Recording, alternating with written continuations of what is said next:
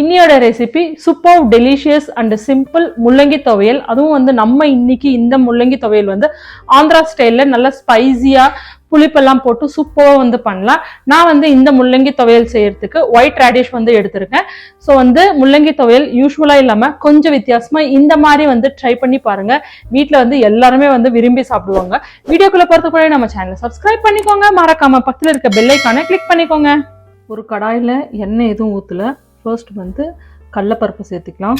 First உளுத்தம்பருப்பு, கொஞ்சம் வேர்க்கடலை. இது மூணுமே வந்து நான் ஒரே அளவு வந்து எடுத்திருக்கேன்.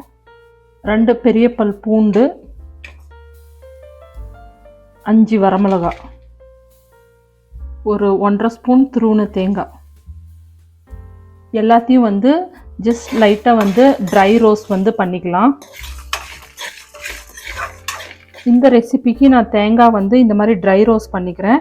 அப்போ தான் வந்து அந்த தேங்காயில் இருந்து ஃப்ளேவர் வந்து வெளியில் வரும்போது இன்னும் வந்து துவையல் வந்து சூப்பராக இருக்கும். எல்லாத்தையுமே வந்து ட்ரையாக ரோஸ்ட் பண்ணிவிட்டு ஒரு மிக்ஸி ஜாரில் வந்து சேர்த்திடலாம்.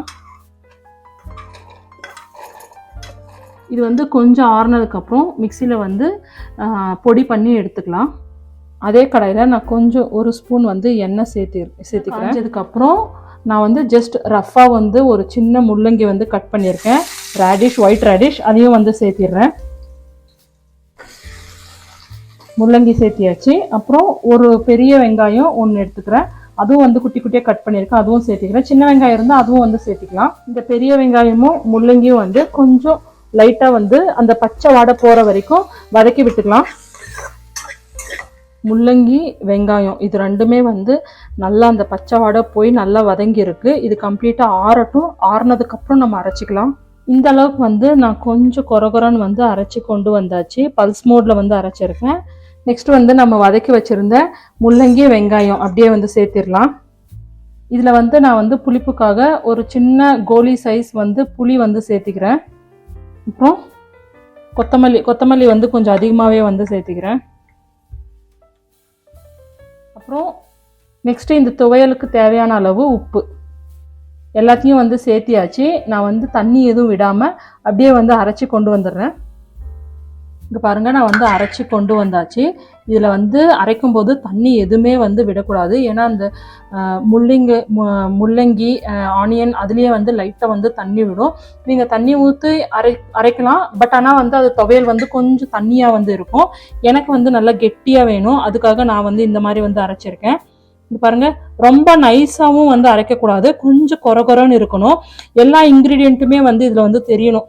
பாருங்கள், காஞ்ச மிளகா, அந்த கொத்தமல்லி, அது எல்லாமே வந்து லைட்டாக வந்து கடிக்கும்போது அந்த அந்த பிஞ்ச் வந்து வரணும். அந்தளவுக்கு வந்து இருக்கணும். நைஸாக வந்து அரைச்சிட்டா அது வந்து சட்னி மாதிரி வந்து ஆகிடும். தண்ணியாகவும் அரைச்சிட்டா சட்னி மாதிரி ஆகிடும். ஸோ வந்து இந்த மாதிரி சாதத்துக்கு வந்து இந்த மாதிரி இருந்தால் தான் வந்து பிசைஞ்சு சாப்பிட முடியும். பிளேட்டிங் பண்ணிடலாம். நான் வந்து இன்றைக்கி ஒரு பிளாக் செராமிக் பிளேட் வந்து எடுத்திருக்கேன். சுட சுட சாதம், நல்லா சூடாக வந்து உதிரியாக வடித்த சாதம். நெக்ஸ்ட்டு நம்மளோட ஆந்திரா ஸ்டைல் முள்ளங்கி துவையல். இது பாருங்கள், இந்த துவையலில் வந்து சாப்பிடும்போது வேர்க்கடலை அதெல்லாம் வந்து கடிப்படும். ரொம்ப டேஸ்ட்டாக இருக்கும். நெய் வந்து ஊற்றிடலாம். கொஞ்சம் தாராளமாகவே வந்து இந்த ரெசிபிக்கு வந்து நெய் சேர்த்திக்கோங்க. பிசைஞ்சு சாப்பிடும்போது நல்லாயிருக்கும். இந்த துவையல் சாதத்துக்கு வந்து நம்ம வந்து வெங்காயம், புதினா, பச்சை மிளகாலாம் பொடியை கட் பண்ண ஆம்லெட், அப்புறம் அப்பளம், இந்த மாதிரி சாப்பிட்டா செம்மையாக இருக்கும். அப்பளத்தை வந்து முதல்ல நல்லா நொறுக்கி விட்டுக்கலாம்.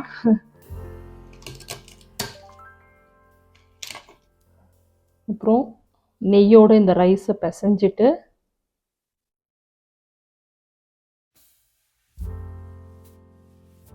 கொஞ்சம் ஆம்லெட், கொஞ்சம் அப்பளம்,